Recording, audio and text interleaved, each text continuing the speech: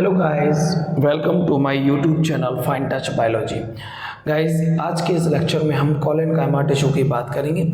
इससे previous lecture में हमने पेरेन्काइमा टिश्यू की बात किया था, जो हर्बेसियस होता है, ग्रीन कलर का होता है, प्लांट को मैकेनिकल सपोर्ट दे करता है, फोटोसिंथेसिस करता है और अपने अंदर फूड को स्टोरेज करता है। हमारा जो कोलेनकाइमा टिश्यू है वो पेरेन्काइमा से थोड़ा सा डिफरेंट है। तो चलिए हम शुरू करते हैं कोलेनकाइमा टिश्यू।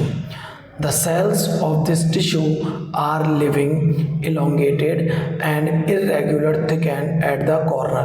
इस टिश्यू की जो सेल्स होती हैं वो लिविंग होती हैं, elongated माने बेटा लंबी होती हैं और अपनी शेप में कॉर्नर पर, अपनी सेल के कॉर्नर पर अलग अलग मोटाई में होती हैं। ये तो पहला फीचर रहा कि इसका कोलेनकाइमा का। ठीक है, फिर से समझ लीजिए, the cells of this tissue are living, elongated और irregular thickened at the corner। Second है intercellular space is very little. इनकी सेल्स के बीच जो स्पेस होता है वो बहुत ही कम होता है। ठीक है, क्योंकि इनके सेल्स के कॉर्नर पर अलग अलग मोटाई पर जो है सेलुलोज और पैक्टिन जो है वो डिपॉजिट रहती है। नेक्स्ट है बेटा, collenchyma occurs below the epidermis in leaf stock. Leaf stock पत्ती का जो डंठल होता है उसके बेस पर एपिडर्मिस के नीचे कोलेनकाइमा देखा जाता है। लीफ में आपने एक बीच एक मोटी सी लाइनिंग देखी होगी, चाहे पत्ती कोई छोटी हो या बड़ी हो तो उसे मिडरिप बोलते हैं, वहाँ पर कोलेनकाइमा देखा जाता है।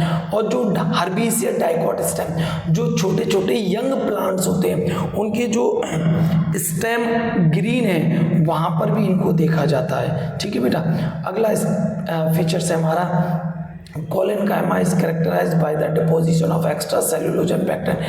ये इनका एक मेन फीचर माना जाता है कि कोलेनकाइमा में सेलुलोज और जो पैक्टिन है वो एक्स्ट्रा अमाउंट में डिपोजिट यानी कि इकट्ठा हो जाते हैं। उसके बाद आता है बेटा collenchyma cells appear to be circular. ये सर्कुलर होती हैं, ओवल होती है और polygonal in cross section area. Cross section area किसे कहते हैं बेटा? जैसे हम आलू के स्लाइस काटते हैं तो स्लाइस काटने को जो हमको उसके एक स्लाइस मिला है वो cross section area cross section कहलाता है उसका।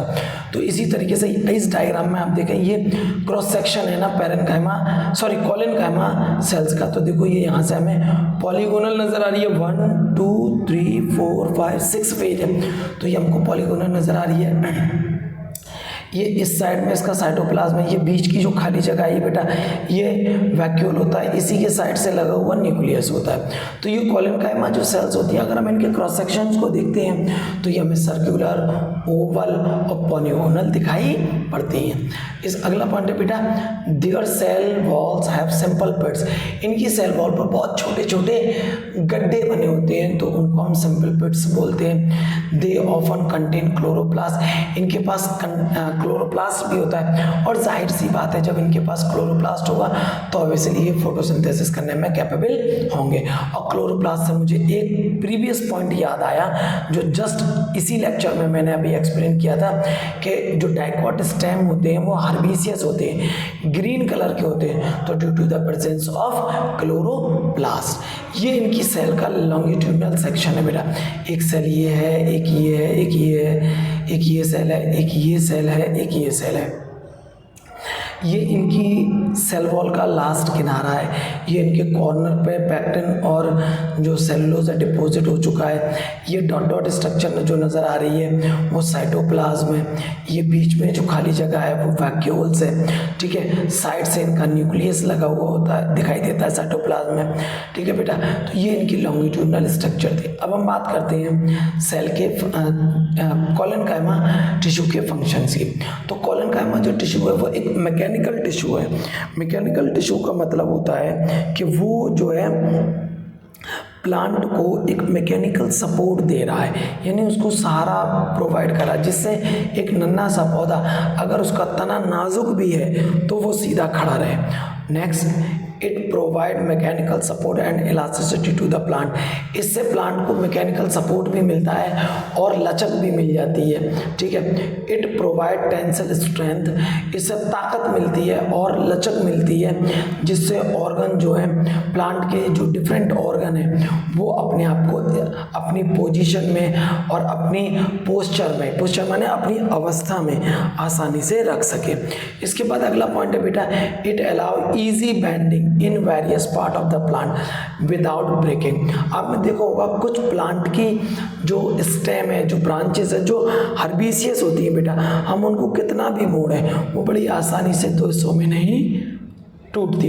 जब वो सूख जाती है, उनका कॉलेनकाइमा भी डेड हो जाता है, पेरेनकाइमा भी डेड हो जाता है, तो बड़ी आसानी से टूट जाती है। तो हम लोग अगर पीपल की लकड़ी ले लें या किसी अदर चारे की लकड़ी ले लें, उसको मोड़ें तो वो मुड़ तो जाएगी लेकिन टूटेगी नहीं। ऐसा सब कुछ उसको किसकी वजह से मिली है इतनी फ्लेक्सिबिलिटी? कॉलेनकाइमा की वजह से। स्ट्रेंथ किसकी वजह से मिली है? कॉलेनकाइमा की वजह से।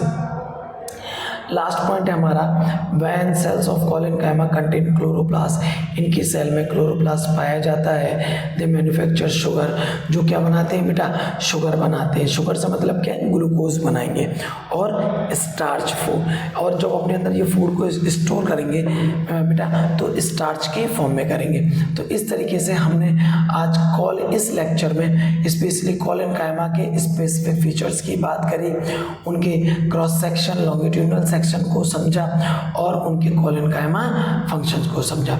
तो सभी स्टूडेंट्स इस लेक्चर को अच्छे से देखें और जो भी डाउट्स हों उनको बाय कमेंट्स के थ्रू क्लियर करें, और मेरे चैनल को सब्सक्राइब कीजिए, शेयर कीजिए और बेल के आइकन को दबाइए, जिससे आपको बेहतर से बेहतर मेरी लेक्चर वीडियो इजीली मिल सके।